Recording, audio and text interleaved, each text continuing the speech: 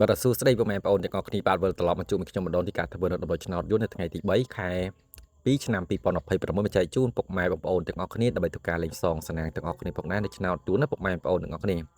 ហើយបាទក្នុងឆាតយករបស់ខ្ញុំការពីម្សិលមិញថ្ងៃទី2ពុកម៉ែបងប្អូនបាទគឺខ្ញុំឲ្យ34ចាក់ត្រង់ក៏ជា46លេងចាក់គុណបាទអញ្ចឹងលទ្ធផលគឺយើងចេញលេខ64បាទគឺនៅក្នុងប៉ុស្តិ៍សេពុកម៉ែបងប្អូនទាំងអស់គ្នាវិទ្យាអ្នកលេងដែលលេងក្នុងប៉ុស្តិ៍ហូបាទប៉ុស្តិ៍ហាទៀតបាទបងប្អូនប្រកាសចូល64នេះបើមិនជាអ្នកទាំងអស់គ្នាលេង10ប៉ុណ្ណោះទៀតទាំងនេះបាទអញ្ចឹងគឺសម្រាប់តម្រុយឆាតរបស់ខ្ញុំឲ្យតែលេងដើម្បីស្ដីទេពុកម៉ែបងប្អូនទាំងអស់គ្នាបាទអញ្ចឹងសង្ឃឹមថាពុកម៉ែបងប្អូនទាំងអស់គ្នាបានហេងកាលពីថ្ងៃល្ងាចថ្ងៃទីពីម្សិលមិញពុកម៉ែបងប្អូនទាំងអស់គ្នាបាទចំពោះអ្នកលេងក្នុងឆាតទាំងអស់គ្នាបាទហើយនេះគឺជាតម្រុយថ្ងៃទី3ខែ2ឆ្នាំ2026មកចែកជូនពុកម៉ែបងប្អូនទាំងអស់គ្នាដើម្បីយកទៅធ្វើការលេងសងសណាងទាំងអស់គ្នាផងដែរនៅថ្ងៃនេះគឺមានចំនួន2ខ្ទង់គឺមានខ្ទង់ខ្សែក៏ដូចជាខ្ទង់កៅនេះឯខ្សែគឺមានចំនួន2គ្រាប់មាន46 47ទីឯខ្ទង់កៅគឺមាន93 94និងលេខ99លេខត្រឡប់ខ្ទង់កៅនិងខ្សែមានដូចជាលេខ64 74 39និងលេខ49ពុកម៉ែបងប្អូនអរគ្នាចំពោះលេខតូចដល់2លេខនៅថ្ងៃហ្នឹងពុកម៉ែបងប្អូនអរគ្នាបាទរីឯចំពោះពុកម៉ែបងប្អូនដែលចង់បានលេខក្នុងឆាតខ្ញុំគឺអាចឆាតបានគឺខ្ញុំបើកឆាតវេលាម៉ោង 4:30 នាទីក៏ដូចជាម៉ោង 6:30 នាទី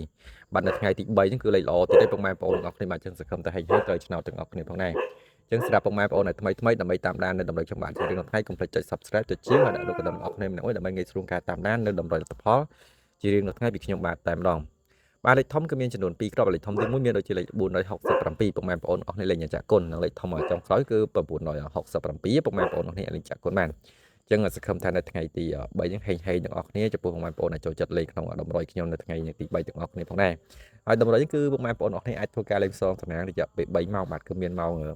1:30 នាទីថ្ងៃត្រង់ម៉ោង 4:30 នាទីល្ងាចនិងម៉ោង 6:30 នាទីរបស់ពុកម៉ែបងប្អូនអស់គ្នាគឺឆ្នោតយន្តចឹងពុកម៉ែបងប្អូនអស់គ្នាស្រឡាញ់ម៉ោងមួយណាគឺអាចធ្វើការលេខសងសំណាងបានចឹងសង្ឃឹមថាពុកម៉ែបងប្អូនហេងទាំងអស់គ្នាបាទចឹងតម្រុយគឺមានតែប៉ុណ្្នឹងមកចែកជូនពុកម៉ែបងប្អូនទាំងអស់គ្នាដើម្បីធ្វើការលេខសងសំណាងជួបគ្នានៅថ្ងៃទី4ខែ2ឆ្នាំ2026នៅថ្ងៃស្អែកបន្តទៀតតាមពេលវេលានៅម៉ោងដដែលគណៈនេះបាទជូនពរពុកម៉ែបងប្អូនដែលបានលេខតម្រុយទៅថ្ងៃទី3បាទអញ្ចឹងកុំភ្លេច comment ក្រោមវីដេអូទាំងអស់គ្នាហេង comment